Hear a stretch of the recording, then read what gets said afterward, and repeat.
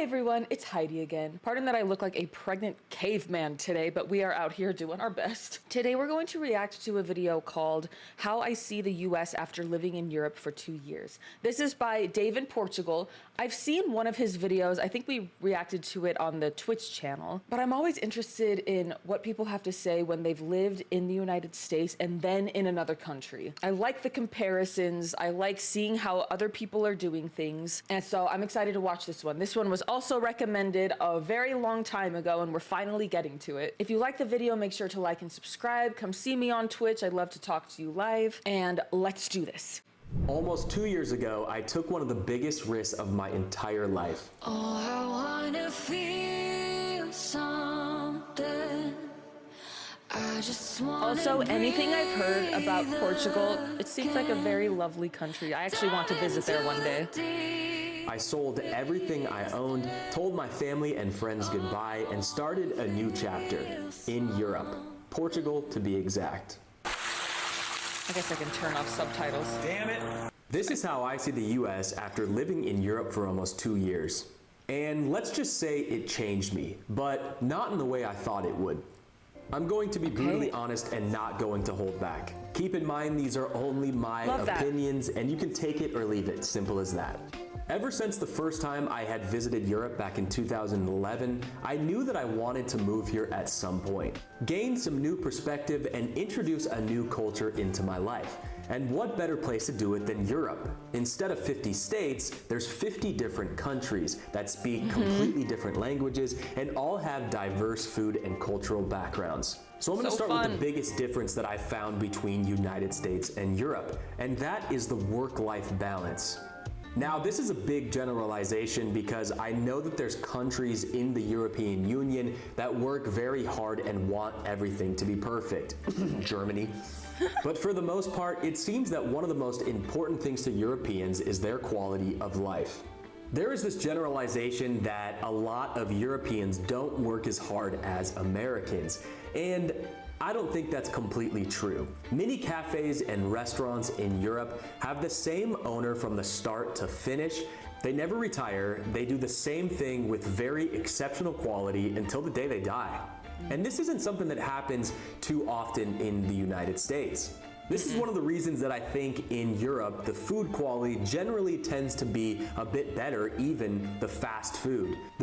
That's really interesting. Really quickly, do you guys know if it is less common to retire in Europe, and maybe it depends on the country in Europe, than it is to retire in the United States? I know that one of the big things about living in the United States is like, okay, you work and then you're saving up for retirement. You're planning for retirement. That's a goal. It's a goal that HailHeidi has. It's a goal that I might have. I don't really know now that I don't really work for a boss, but it's something that I haven't really looked into, and I haven't really noticed if it is more or less of a focus or priority in Europe than it is in the United States. European fast food tends to still have fresh ingredients if they aren't the franchises from America like McDonald's. You can't compete with a restaurant whose owner has been cooking the same dishes for 50+ years. And it's pretty obvious when I speak to friends and family back in the United States that they kind of have this rushed agenda where they're trying to get as much done as they can throughout the day. And this was me included when I lived in the United States and I was working 12-hour days, sometimes 6 days a week. But I was missing out on some of the most important things like stopping and really listening to my friends and family. And I think that this is one of the most important things to most Europeans. I think this idea in the United States of having these big achievements and never being forgotten is something that's really important. However, in Europe, they have the right to be forgotten. There is actually a law in Europe that is the right to be forgotten. Now, this is a foreign... Okay, hold on. I need to read that. An individual has the right to have their personal data erased. That's nice. That would be really interesting to learn more about that. All right, it's about 6 hours later. I had to take a break because I forgot about an appointment I had. Then I had a family birthday party. Then I saw a movie that we've been planning for a few weeks now. I'm back now. I don't remember exactly what I was talking about. Right to be forgotten. And I think I was saying that I've got my name off of a list, and I'm trying to even remember what the situation was. It's something like so that insurance companies and auto companies can't send you credit-based offers for 5 years. It's really kind of difficult to be forgotten. This right is definitely foreign to me. We're just going to continue because I don't remember exactly what I was saying. Law in Europe that is the right to be forgotten. Now, this is a foreign concept that I don't think Americans think about a lot. That's exactly in what Europe, I just said. If you've had an imperfect past, the European Union allows you to move past that. And this also means that in Europe, people have the right to have their personal data erased once the personal data is no longer necessary to the organization collecting it. While in the US, forcing removal of articles on the internet is impermissible under the First Amendment. Now, after living in Europe for almost 2 years, I have come to the conclusion that the United States is currently in a state of toxic extremism. It's not very common in Europe to hear people arguing about politics, blaming unrelated issues on opposing political parties or specific politicians. It's just something you don't really hear that often. Now, that doesn't mean that Europeans aren't political. However, you don't see it tearing apart families based on the president or prime minister that they voted for. Something interesting about that, I think that there's a very small percentage of Americans actually personally going through that.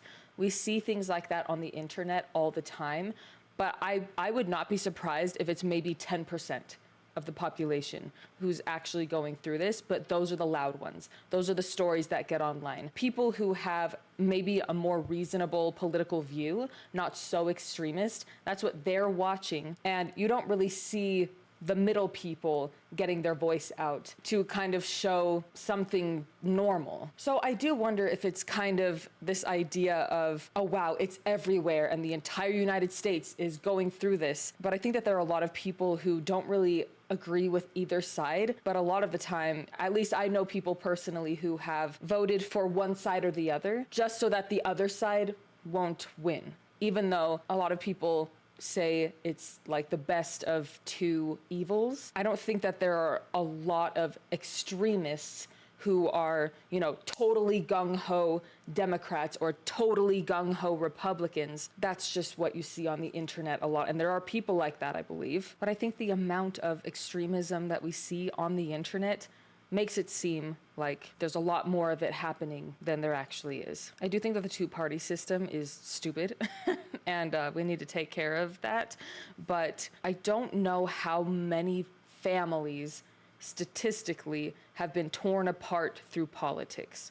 I feel like that might be a really small percentage, but I don't know. Maybe there's a statistic that says that it's more. Hopefully that all made sense. I have never taken such a long break in the middle of reacting to one of my videos. So I'm trying to get back into it, and I hope that I'm making sense. When I go to family gatherings in Portugal, rarely does politics ever come up. And this is something very polarizing and disappointing in the United States. I can't go anywhere in the United States without somebody blaming something on Biden or Trump, like they're responsible for everything that's gone wrong in the past 10 years or something. Now, sure, I have my political beliefs as well, but I usually keep them to myself and don't ruin everybody around them's energy and vibe. Now, in Europe, they have witnessed all of the extreme political swings, and they are living in a direct result of the aftermath, which is why they are a little bit more hesitant and seasoned when it comes to political matters. If you come from a place in the United States like Detroit or Flint, Michigan, like I do, then safety is a night and day difference here in Europe. Especially Portugal, which has been ranked one of the top 10 safest countries in the world. Yeah, that is After living in Europe for 2 years, I've been able to let my guard down and not be as paranoid. Especially when I'm walking around alleyways at night or going to see a movie or going to a festival, I don't have to worry about the place being shot up. It's very sad, but this is a true reality in the United States. It's definitely something that's on your mind a lot. Wealthy people have moved to the suburbs in gated communities because they fear the inner city's rising crime rates. And I can't help but to think back in times when I lived in Los Angeles where I was robbed at gunpoint, or when I lived in Reno, Nevada and our family house was broken into multiple times. And sometimes it makes me apprehensive to come back to visit the United States. And if you've ever had a gun held to your chest, I'm sure you can sympathize with what I'm talking about. But That is rough because I've never experienced that. The most I've experienced is our family car got stolen once. We had our trampoline stolen from the backyard. More minor things like that. I haven't really seen a lot of violence personally around me. I've heard gunshots going on, but I've never had to personally deal with anything like that. So that's terrifying, and that is, everyone's scared of that. And you know that it happens. I'm sad to hear that he's dealt with that personally. But after being in Europe for a couple years, there are few places that have violent crimes like the United States. Europe is certainly not a perfect place, and you do have crimes happening here. However, nowhere near the scale of the violent and gun crimes happening in the United States. A place where you can be And attacked surrounding in the streets countries, for your too. beliefs. And that concept to most Europeans Sorry, I talked over him. I need to stop doing that. near the scale of the violent and gun crimes happening in the United States. A place where you can be attacked in the streets for your beliefs. And that concept to most Europeans is completely foreign. Now, I know that prejudice exists here in Europe. However, I have never heard an ethnic or racial slur ever yelled on the streets like I have in the United States. And that should say a lot. All right, now let's talk about the food. Unless you have the financial means to do so, you are likely paying 4 times for gourmet foods in the United States, where in Europe, these foods are just the normal. In America, fresh, healthy food is usually sold at a premium where only the richer people can afford it. In my opinion, this is a crime against humanity. Here in Europe, they subsidize the agriculture so that it can still be sold at an affordable price. And more than half of the GMOs and chemicals available in United States foods are illegal in Europe. And you can see that. You can see the weight of people, the health of people in, we'll generalize, Europe versus the United States. We'd be struggling over here because it's so hard to get healthy food for a good price. It's a lot easier to get chemically packed unhealthy foods. You can see the difference in the actual individuals in each place. It's crazy. Typically in Europe, teenagers speak multiple different languages. They're well versed in fine arts and music. And they understand world geography. Generally just much more cultured than what I see typically in the United States. I mean, when I first came to Europe when I was 21-year-olds, I had 17-year-olds playing me Mozart and Bach and painting incredible paintings and speaking 4 different languages to me, and I realized that, wow, I am not cultured at all. And I think a big part of this is attributed to the education. All over Europe, schooling is free. And some of the best universities are even free. Students here can focus on their passions, and if they don't like what they're gotten into, they can switch it without being in this massive mountain of debt like in the United States. True. Students in Europe can focus on their passions, and if they made the wrong decision and don't like the career path they're taking, they're not in mountains of debt like they are in the United States. They don't have this strong pressure to continue to pursue something they don't want to do. And I think this is really important. Some countries in Europe even allow you to go into a specific trade of choice to be able to follow your passion and not have to learn all of this useless knowledge that has nothing to do with your career path. I know many people, including myself, that are afraid to go to the doctor in the United States because of how much it's going to cost. And it's a complete opposite contrast here in Europe, where many of my friends go to the doctor regularly just to get a checkup because they can. And it seems to be encouraged by the doctors. In Europe, things like blood tests and exams are a fraction of the cost that they are in the United States. For instance, I went to the hospital and needed to have an x-ray done on my finger. And I went, no, how much is that gonna cost? And they said, €1. And I went, can you put my whole body into the x-ray machine then? Just kidding, I don't need any unnecessary radiation exposure. But I don't think that people should be in fear of going to the doctor, and this is the reality for a lot of people in the United States. Currently, I pay a premium healthcare insurance in Portugal for about 85 euros a month, and that includes just about everything. Whereas a not so good insurance in the United States that I was paying $500 for a month was never accepted anywhere and was a complete hassle to have. So the polarization is pretty crazy in terms of the healthcare here. Now, Our insurance right now costs us about, I think it's like $200 or $300 per person. So not $500 like he was saying, but it also is a very high deductible insurance, and that's why it's not as high monthly. It's because our insurance won't cover everything until we've paid out of pocket $7,000 per year. Then they can start covering things fully, but we're still paying hundreds of dollars a month, and we have to pay the $7,000 before they'll do anything for us. It's really quite stupid, honestly. The insurance companies and the system here surrounding that is bull, and I don't want to swear on YouTube, and that's after we go through my husband's work. They actually pay for some of the insurance as well, if I remember correctly. So it's really funny to me when I hear the argument of, oh, free healthcare isn't free, it comes through your taxes. And I'm like, yes, well, we also pay taxes here in the United States, quite a bit, I would say, maybe not as much as other countries, but we also pay insurance on top of that. So we're paying taxes and insurance, and we don't get shiz. What's better? I don't know. Anyway. Now, I will say that the public hospitals tend to get overrun here in Portugal sometimes, but because I have private healthcare insurance, I can use any of the private state-of-the-art hospitals located anywhere in Portugal. And I've been there a couple times, and they're super nice, and I've been really impressed by the facilities. Now, alcoholism certainly exists in Europe, that's for sure. But the drinking culture in the United States is completely different than most of Europe, maybe more similar to Ireland or United Kingdom. A lot of European countries have a long history with wine and beer, and they've developed an art form on when and where and how much to drink. In comparison to the American binge culture, shots, this doesn't really exist in Europe for the most part.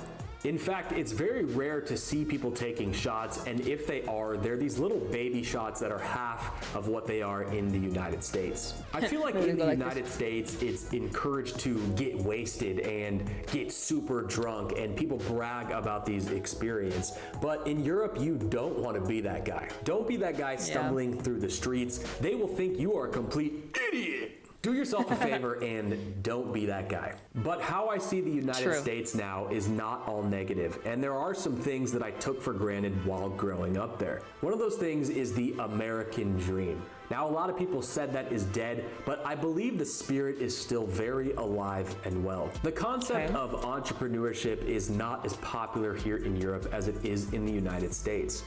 The United States is a place where people have a dream, and they can move that future forward. And I have to credit that optimism for the entrepreneur spirit that I have today. And I never realized how truly American this concept was. And I would not be where I'm at today without this hustler go-getter mentality. And I have to give massive credit to the United States for that. I think a lot of times in Europe, it is this foreign concept to have this grandiose dream where you can live in financial freedom and retire early. But I believe Americans have the spirit of working very, very, very hard to be able to retire and enjoy, a certain amount of your life. However, one of the biggest problems is that people don't end up retiring until 65 in the United States, and most of your life's over. So younger Americans now want to retire at 40 and 35 if they can. But and more power to them if they can figure out how to do so. Yeah. But after painting these generalizations with such a wide brush, it's important to mention that there are countercultures and micro-communities all over the United States that also criticize many of the things that I mentioned in this video. There's an America that I love and miss so much. But of course, there are truths to the stereotypes or else they wouldn't exist. But at the end of the day, honestly, I'm just trying to have an open, fun conversation. And that's one of the beautiful things about living in the free world. Let me know in the comments below what you think about this. Am I just trying to put everybody into a box, or is there so much more nuance to all of this? Either way, I will be continuing to make videos all about Portugal. If this is something of interest to you, make sure to hit the like and subscribe button. This is some guy named Dave in Portugal, and we'll see you next time. Good for him, you know? I like his videos. I think that he does a really good job of bringing the pros and cons into things, which I really appreciate. It doesn't feel biased. It feels like an opinion based off of what he's seen and experienced so far. I like that he asked if he was putting everyone in a box or if this was actually accurate. I'm gonna go back to what I was saying before, that not everybody is an extremist politically.